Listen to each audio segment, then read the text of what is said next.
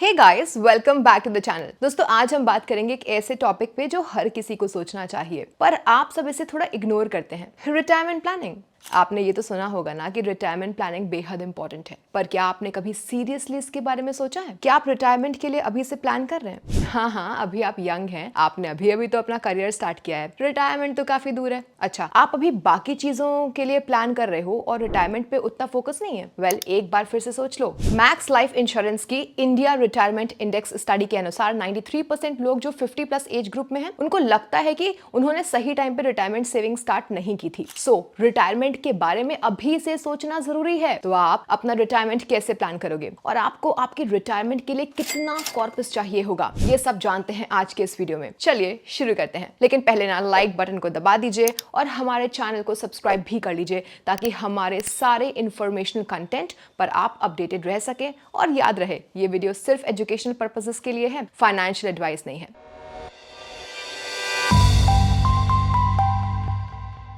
अब retirement planning शुरू करने के लिए अपना फाइनेंशियल गोल्स डिफाइन करना बहुत जरूरी है। कुछ सवाल अपने आप से पूछिए कि कब रिटायर होना चाहते हो? रिटायरमेंट के बाद कोई स्पेसिफिक गोल्स अचीव करना चाहोगे? मेडिकल और इमरजेंसी फंड्स के लिए कितनी सेविंग्स चाहिए होगी? वेल, इन सवालों का जवाब देने से आप अपने रिटायरमेंट गोल्स सेट कर सकते हो। अब एक दिन तो सबको रिटायर होना ही है, चाहे 15, 20 या 30 साल बाद, लेकिन ये रिटायरमेंट गोल्स क्या होते हैं? वेल, रिटायरमेंट सुनते ही आपके माइंड में क्या ख्याल आता है? पैसे सेव करना, एक लार्ज रिटायरमेंट कॉर्पस बनाना ताकि आपके रिटायरमेंट में फाइनेंशियली कोई कमी ना हो, है ना? रिटायरमेंट गोल्स आपके वो फ्यूचर फाइनेंशियल टारगेट्स होते हैं जो आपको ये अचीव करने में मदद करते हैं ताकि आपका रिटायरमेंट बिल्कुल स्ट्रेस फ्री रहे। ये गोल्स जनरली 3 मेन एरियाज पे फोकस करते हैं। पहला, कितना पैसा आप इन्वेस्ट करना चाहते हैं। दूसरा, रिटायरमेंट के बाद आपकी एनुअल इनकम का टारगेट क्या होगा। तीसरा, आप किस लाइफस्टाइल का सपना देखते हैं जब आप काम करना बंद करेंगे तब। वेल, रिटायरमेंट गोल्स सेट करना एसेंशियल है, क्योंकि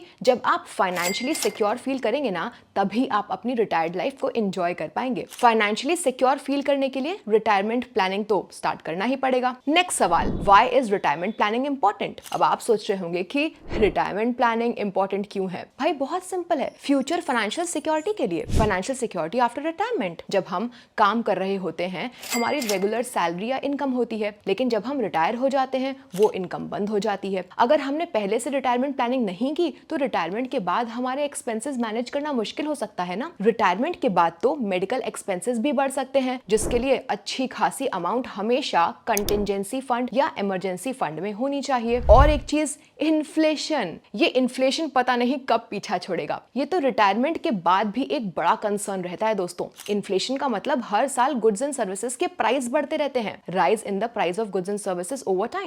मान लो इन्फ्लेशन 7% है, अगर आपका investment average 12% return per year देता है तो रियल रिटर्न 4.67% होगा। कैसे? Real rate of return is equal to 1 + 12% divide by 1 + 7% - 1। लेकिन अगर इन्वेस्टमेंट से रिटर्न सिर्फ 5% मिले तो रियल रिटर्न तो नेगेटिव हो जाएगा ना, यानी -1.87% रिटर्न। कैसे?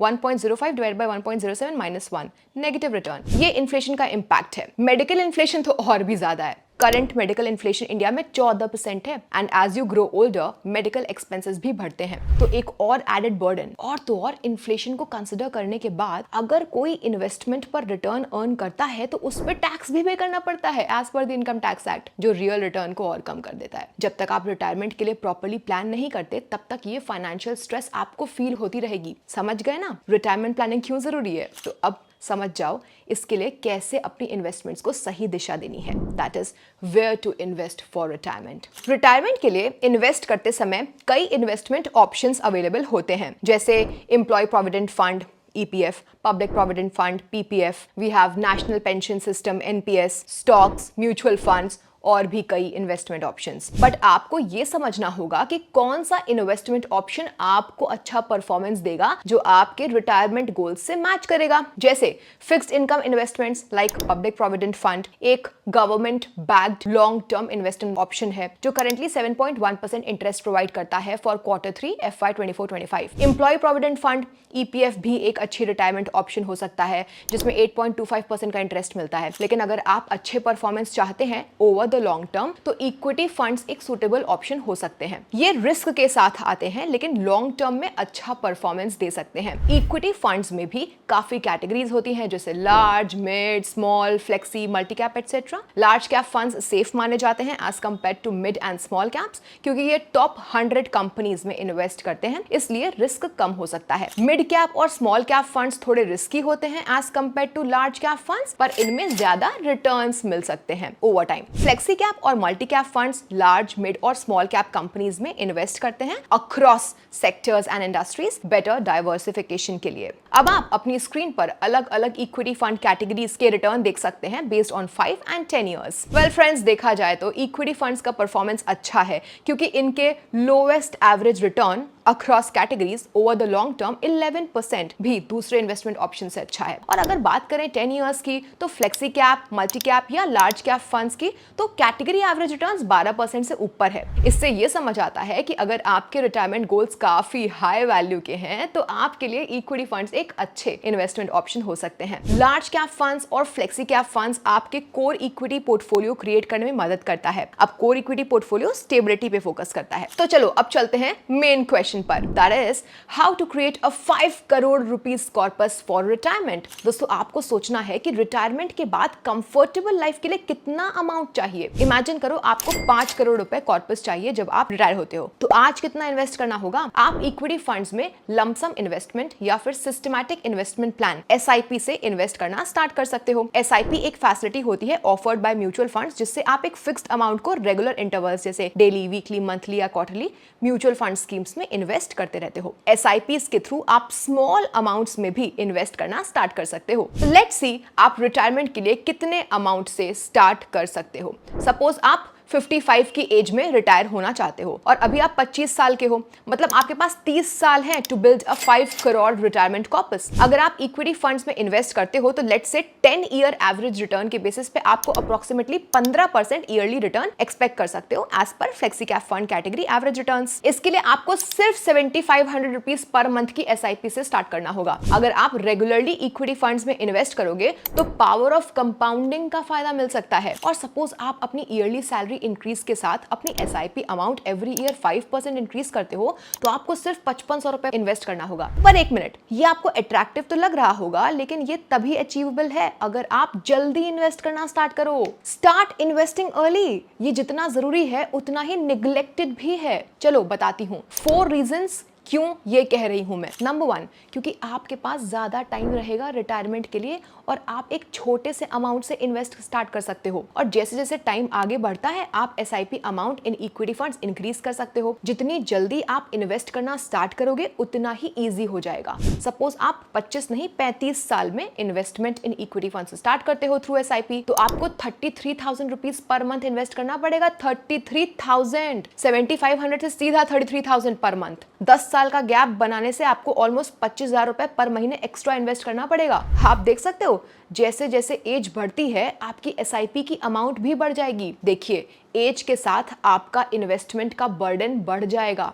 अगर आप 25 साल में 7500 रुपीज पर मंथ इन्वेस्ट करके अपना टारगेट यानी कि रिटायरमेंट गोल अचीव कर सकते हो, तो 45 इयर्स में आपको 1.8 lakh rupees per month invest करना पड़ेगा सेम टारगेट अचीव करने के लिए। सेकंड रीजन, यंग एज में आपकी फाइनेंशियल रिस्पॉन्सिबिलिटीज कम होती हैं, तो आपके पास ज्यादा इनकम भी बचती है। इससे आपको इन्वेस्ट करने में दिक्कत भी कम होती है। फ्यूचर के लिए आप ज्यादा बेटर प्रिपेयर्ड रहते हो। नेक्स्ट, अर्ली रिटायरमेंट प्लानिंग का सबसे ज्यादा फायदा power of compounding benefit in equity funds होता है। दोस्तों देखिए, रेगुलर इन्वेस्टमेंट के साथ आपके रिटर्न्स भी ग्रो करते हैं और रिटर्न्स के ऊपर भी रिटर्न्स मिलते हैं। ये एक मैजिक की तरह वर्क करता है। आप ये जितनी जल्दी स्टार्ट करेंगे कंपाउंडिंग का बेनिफिट उतना ही ज्यादा रहेगा। नेक्स्ट, रिटायरमेंट के लिए अर्ली इन्वेस्टिंग आपके एक्सपेंसेस को कंट्रोल रखने में मदद करती है। मतलब इससे आपके स्पेंडिंग और इन्वेस्टमेंट्स बैलेंस्ड रहते हैं। कैसे? अर्ली इन्वेस्टमेंट करने से आप अपने फिक्स्ड मंथली इनकम से इन्वेस्टिंग और स्पेंडिंग दोनों के लिए पैसे अलॉट करते हो, तो आप बैलेंस्ड स्पेंडिंग हैबिट डेवलप करोगे, जिससे आपकी स्पेंडिंग भी कंट्रोल्ड हो और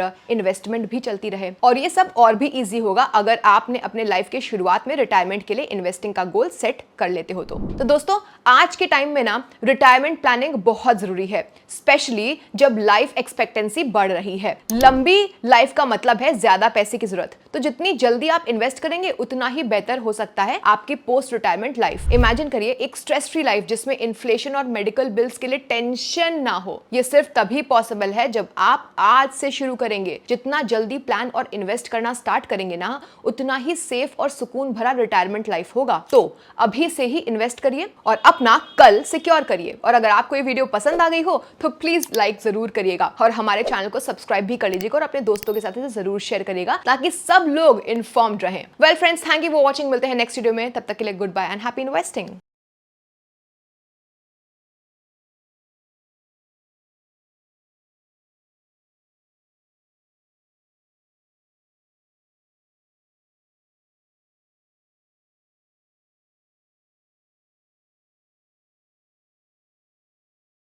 Mutual fund investments are subject to market risks. Read all scheme-related documents carefully.